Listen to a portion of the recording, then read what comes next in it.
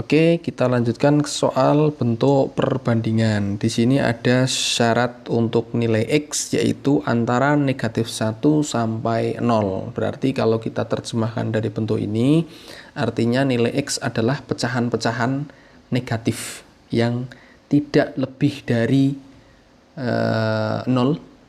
Ya jelas itu negatif, tidak lebih dari 0 dan lebih besar daripada negatif 1. Berarti negatifnya misalnya negatif setengah, negatif 3/5 dan seterusnya. Artinya dari situ kita bisa perhatikan bahwa pembilang dan penyebutnya itu lebih besar penyebutnya, ini 3/5 dan seterusnya.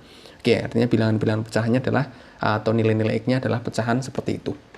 Oke, sekarang yang akan kita bandingkan adalah nilai P dan Q-nya. P-nya adalah X pangkat 32 min 1 per X pangkat 16 plus 1 dikali X pangkat 8 plus 1. Nah, bentuk yang di sini itu kan bisa kita mainkan tuh. Yang atas kan bentuknya apa? Selisih kuadrat. Artinya bisa kita rubah atau kita faktorkan menjadi X pangkat 16 plus 1 dikalikan X pangkat 16 min 1. Ya enggak? Yang X pangkat 16 plus 1 dikalikan X pangkat 8 plus 1. Yang bawah nggak bisa dodak dulu, biarin aja dulu. Nah, oke, yang atas bisa ya. Nah, sekarang ini kan bisa kita sederhanakan. Nah, nilainya sekarang tersisa itu. Kita lanjutkan yang sebelah sini. Kita lanjutkan ke bawah aja.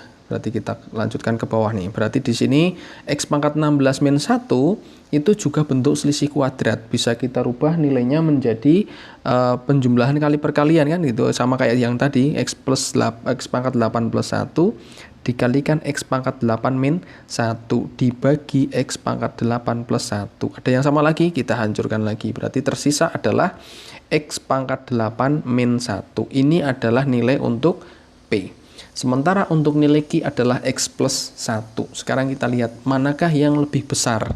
Nah, sekarang karena nilai X-nya itu adalah bilangan pecahan negatif, otomatis di sini misalnya kita ambil nilai berapapun ditambah 1 pasti hasilnya akan positif. Iya enggak? Secara logika positif. Kenapa?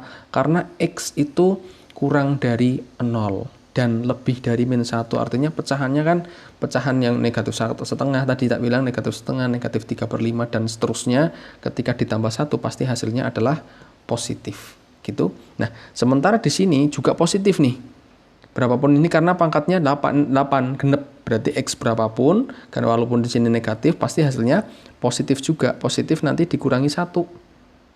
Oke, nah di sini kita lihat karena nilainya X itu adalah pecahan, pecahan yang kurang dari 1 tadi negatifnya, ketika kita kaliin dengan pecahan nilainya akan semakin semakin kecil kan?